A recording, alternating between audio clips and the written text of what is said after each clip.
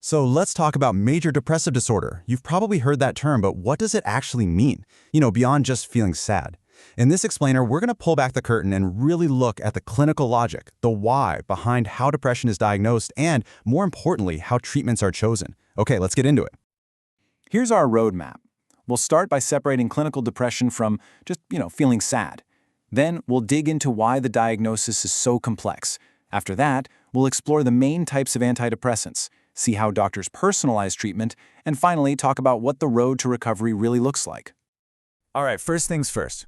And this is a really important distinction. We have to draw a clear line in the sand between the temporary sadness that everybody feels, that's just part of being human, and the clinical condition we're talking about today. They are not the same thing. So officially, it's called Major Depressive Disorder, or MDD. And it isn't just a bad mood that'll pass in an afternoon. The two words to really focus on here are persistent and significantly impacts. This is something that sticks around and throws a real wrench in the works of your life, your job or your relationships, even just getting through the day. A diagnosis isn't just about one single feeling. It's about a whole cluster of these symptoms showing up together. For instance, a clinician is looking for that persistent low mood or something called anhedonia, which is a fancy word for losing interest or pleasure in things you used to love. And that has to come along with other issues like major shifts in sleep or appetite. The key rule here? These symptoms have to hang around for at least 2 weeks straight to even be considered for a diagnosis. Okay, so we know what it looks like. The next big question is, why does it happen? Well, the answer is almost never simple. There is no single on switch for depression. Instead, it's more like a perfect storm of different factors all coming together. You've got genetics, which might make someone more vulnerable. Then there are neurobiological factors, like the chemical messengers in your brain getting out of balance. And of course, life itself plays a huge part. Things like long-term stress, trauma, or other really tough experiences can all be part of the puzzle. And this is exactly why a formal diagnosis is so crucial. A clinician basically has to become a detective. Their first job is to rule out other medical conditions. Did you know that things like thyroid problems or even certain vitamin deficiencies can cause symptoms that look exactly like depression?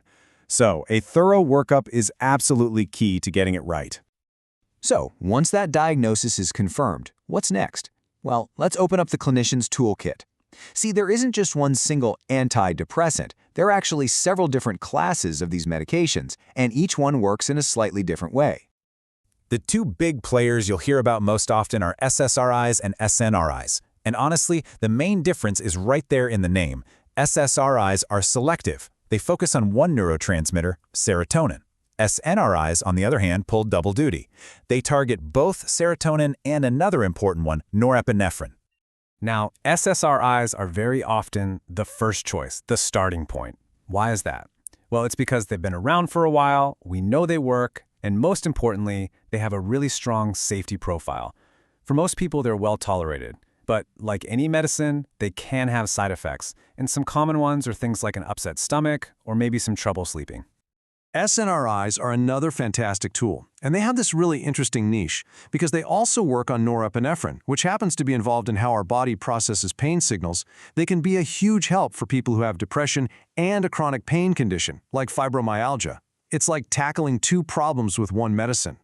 And then you've got this other category, the atypical agents. You can kind of think of these as the problem solvers in the toolkit.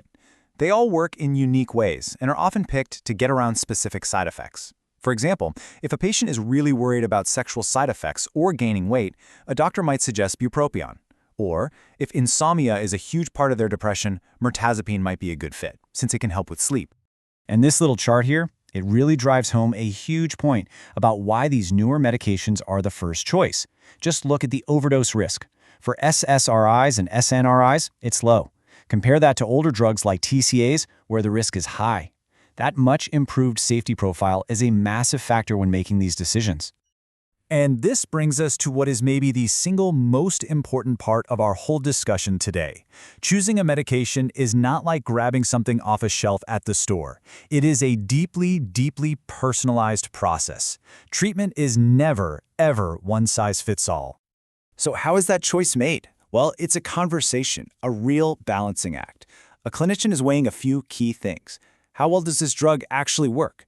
What are the potential side effects and trade-offs? Does the patient have any other health conditions we need to think about? And what is so incredibly important, what does the patient prefer? What matters most to them? Let's make this real. Let's walk through a couple of quick scenarios. So imagine this question comes up. The patient is struggling with their mood, yeah, but they also have this nagging, persistent, chronic pain that just won't go away.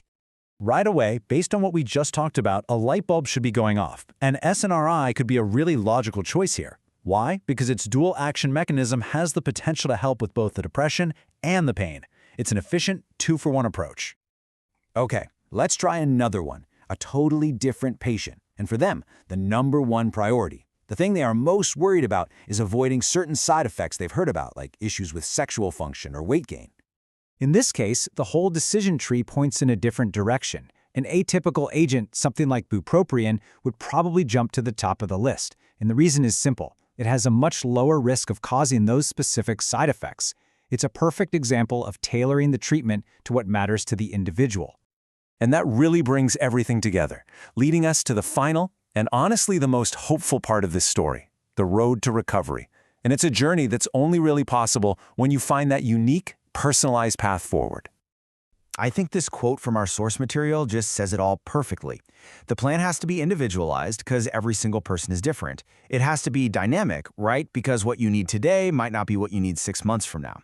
And every single choice has to thoughtfully weigh the benefits, the risks, and the patient's own life context. That right there is the heart of good, compassionate care. So we want to leave you with this final thought to chew on. When a person understands not just what treatment they're getting, but why that specific medication was chosen for them and their unique situation, how does that change things? It shifts everything. You go from being a passive recipient of care to being an active, empowered partner in your own recovery. And that, my friends, can make all the difference in the world.